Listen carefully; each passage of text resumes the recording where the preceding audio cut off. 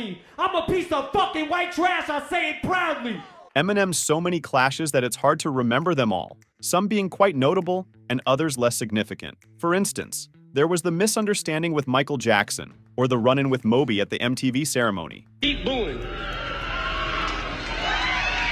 Keep booing, little girl. I will hit a man with glasses. For those unaware, Moby, like many at the time, accused Marshall of homophobia and misogyny, and M was booed at the ceremony, including by Moby himself. There were jabs in interviews, brief mentions in verses, and much more. So let's recall something more notable and mutual. We should start with the feud with Eric Shady. You better back up. Turn later on. Yo, my whole crew will act up. Get up, stand up. Come on, throw your hand up. Eric Francis Shady, aka Everlast, is a very talented performer. His debut album was in the hip-hop genre, but that didn't stop him from winning a Grammy for Best Rock Vocal Performance years later. Better leave your lights on, 'cause there's a monster. In the early 2000s, Eminem had already released his second studio album. My name is what? My name is Shady. You had a famous beef with Eminem that got squashed. Right now. It all started at an Eminem concert, which Eric also attended. When he saw Marshall, he decided to approach him to say hello and show respect, but Eminem pretended not to recognize him, giving him an ambiguous look. I just wanted to say hello, and in return, I got a reaction like I was about to be pelted with rotten eggs. A strange analogy, but okay. They also had a common connection through the movie with Arnold Schwarzenegger about the end of the world. Along with Korn and Guns N' Roses, they were part of the soundtrack. However, what happened? Offended by M's attitude, Everlast recorded a new verse that included a line sounding like, Cock my hammer, spit a comment like Haley. A buck of 380 on ones that act shady. Haley, Eminem's daughter's name. Everlast later claimed he didn't know her name, but it's hard to believe such a coincidence.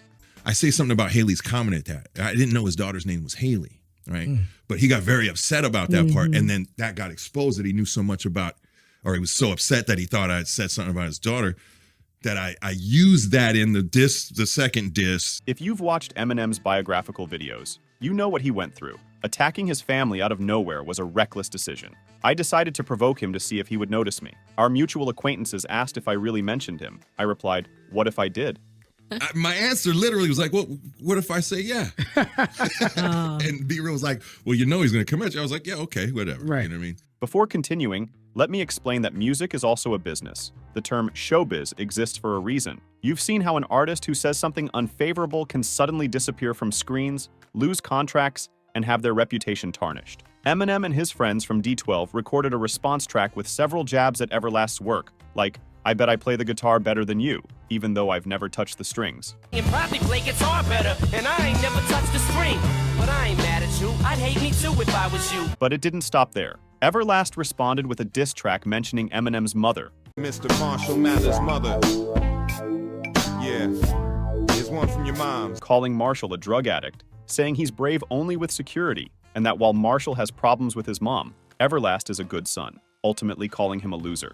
You can't keep your woman from going astray. Better run and check your kid for your DNA. Eminem once again hinted to Eric that he was acting too primitively by constantly targeting M's family. There were lines like, dedicating tracks to your moms, and here. Yo, I dedicate this to yo. The beginning of the verse is quite amusing. Everlast had a heart attack that almost killed him, and Shady twisted this to say that he's young and hot-headed, trying to push Everlast to finally give up. He also reminded fans that he didn't start this conflict, pointing out that he had stage time and made time for hugs. You said I passed you in the lobby and I glanced at you like I ain't noticed you. Bitch, I had a show to do. The lines mentioning Limp Bizkit also stand out, noting they were supposed to warm up the crowd for Everlast, but ended up stealing his whole performance. Back in 94, Limp opened the show for you. Rocked the crowd better and stole the whole show from you.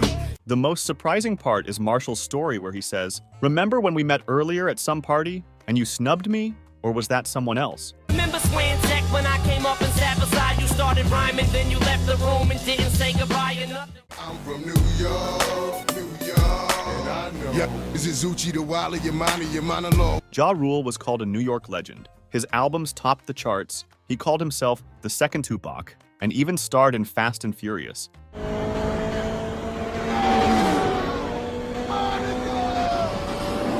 Which is another conflict Marshall got involved in. To be fair, There are plenty of instances where Eminem initiated conflicts, but there are just as many where he didn't. It all started with Curtis Jackson, aka 50 Cent.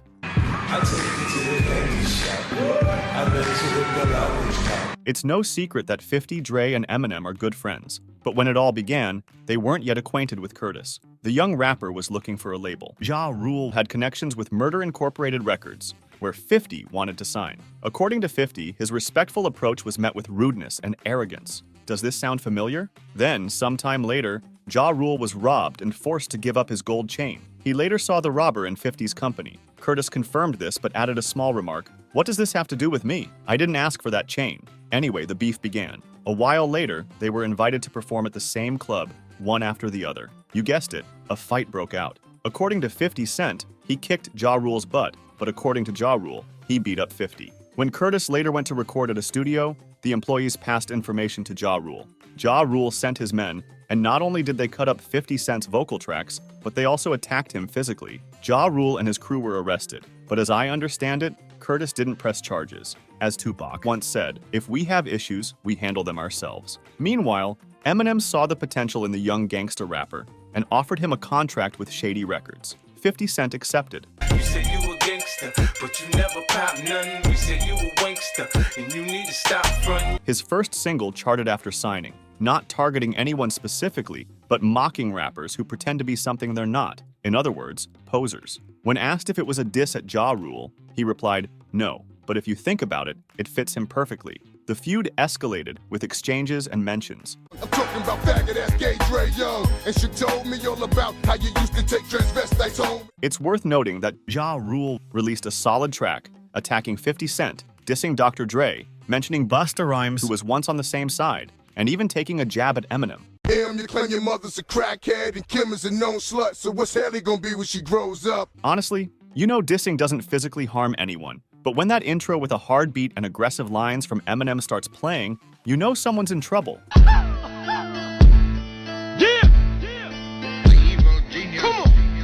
For the intro, Eminem recorded some lines with his daughter's voice, whom Ja Rule had recently mentioned. Haley, come here, baby. Come here, baby. Bring that ass out there. We're gonna shove it up Ja Rule's ass. Then M's crew jumped in, taking on the opponent, a common practice when the whole team gets involved in a beef. The diss track exchanges began, but the most notable was the collaborative track by M, 50, and Busta Rhymes. Busta, known for being easygoing and hard to provoke, but when he gets involved, he goes all out. It's kinda funny when I be pop when I fake like you dog running around talking shit that he ain't capable of. Whether related to their beef or not, Ja Rule's career, compared to its former glory, sank like the Flying Dutchman. Their feud cooled, but never ended, especially with 50. Just look at 2018 when Curtis bought 200 tickets to Ja Rule concert to make him perform to empty seats.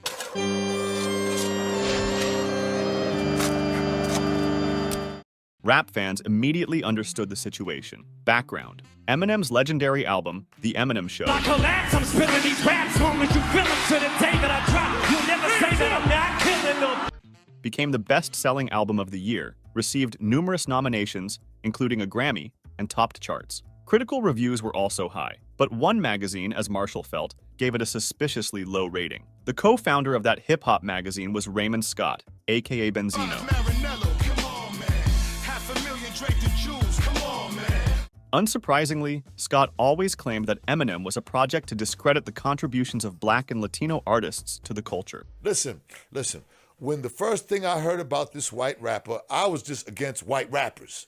Okay, so you're against Vanilla Ice as well? Vanilla Ice as well.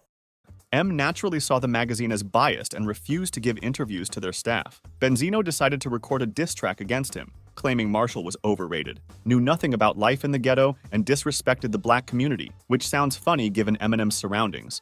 When you look at Eminem, he tries to be tough.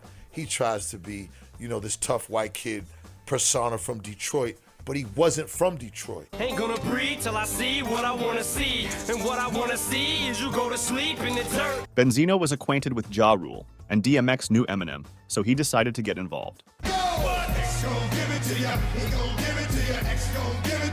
Tracks aside, Benzino took it further. Someone offered to sell him an audio recording where Eminem used the N-word and made disrespectful comments about Black women. Benzino bought it for $15,000 and published the information through his magazine. Naturally, listeners demanded explanations from Eminem, but he quickly clarified that the song was recorded when he was a teenager, after breaking up with a girlfriend, and was never released. Eminem was forgiven, and Benzino was fired. Another rapper's career declined. Wow, you still alive? How many times I gotta say close your eyes and go to sleep, bitch? Sometime later, Benzino tweeted, "To Eminem fans, our beef is officially over. I bear no hatred towards any of his fans and acknowledge his contribution to hip-hop, white heart, black heart, and handshake emojis." Later, he apologized for targeting Marshall's family in his verses. Em is nasty. Okay. I don't care what color he is. I don't care none of that, man. You know what I mean? You know, real artists respect real artists, man.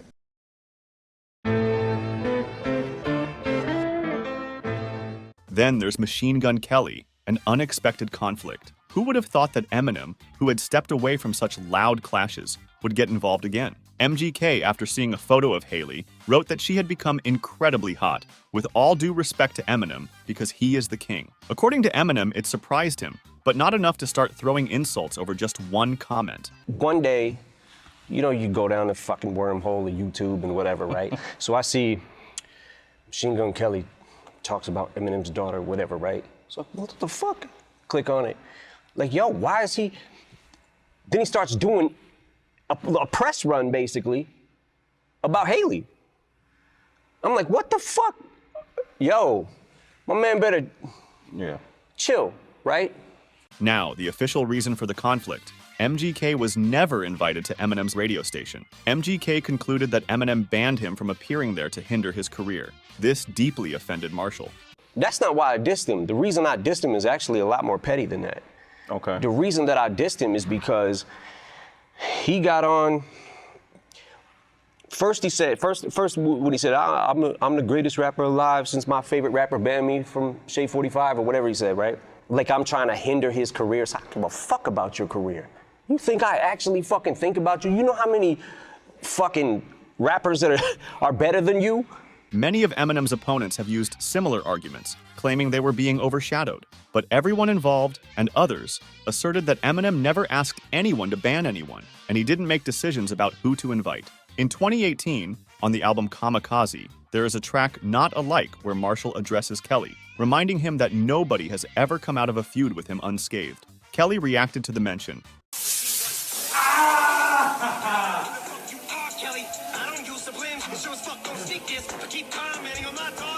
And then recorded a full diss track called Rap Devil. We know that you're the greatest rapper alive. Fucking dweeb, all you do is read the dictionary and stay inside. Fuck rap god, I'm the rap devil. Playing off Eminem's Rap God. Kelly said Eminem looked terrible with his beard, called him soft for paying for security, though MGK also doesn't go alone, mentioned a confrontation with Conor McGregor, said Eminem was old, and again brought up the radio ban.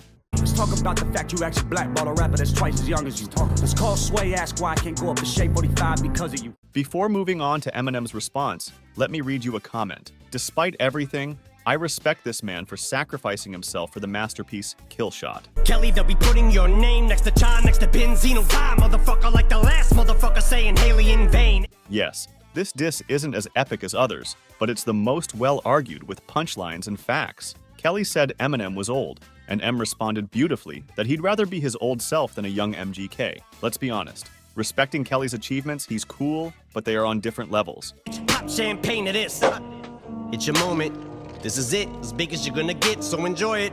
MGK is a super popular artist with millions of views, but his most popular work to date is his diss on Eminem. Had to give you a career to destroy it. Lethal injection, go to sleep 6 feet deep. I give you a beat for the effort. And you can't overlook Eminem's masterful comeback. MGK said, "Your last 4 albums sucked. Go back to recovery." To which Eminem replied, "Your last 4 albums suck. Go back to recovery. Oh shoot, that was 3 albums ago. What do you know? Oops." In case someone didn't understand, 1, 2, 3, 4, your last 4 albums sucked. Go back to recovery. Slim your roll out, Kelly, ooh, but I'm 45 and I'm still outselling you. By 29, I had 3 albums that it blew. Criticisms like, "You're not the same," are nullified by simple statistics. Marshall is still at the top, and his album sold massively despite critics' attempts to discredit it. Kill Shot, the track with the image, gained 440 million views on YouTube alone. Eminem came out on top not just because of his name, but because he created a more thoughtful work. Your red sweater, You black leather. You dress better. I rap better. As for the aftermath, MGK's next release flopped. Not disastrously, but he certainly expected more. Now, MGK records pop rock. You'll be my bloody Valentine. Whether this is connected or just a desire to explore different genres, which is commendable, the fact remains. Corey Taylor, a huge Eminem fan who dreams of recording a track with him, used MGK's switch to pop rock to take a jab at him. They also had a conflict. So just leave my dick in your mouth and keep my daughter outie. You fucking... Still in the top, only behind pop artists. A living legend, nothing more to add. Thank you very much for watching. I hope you found it interesting.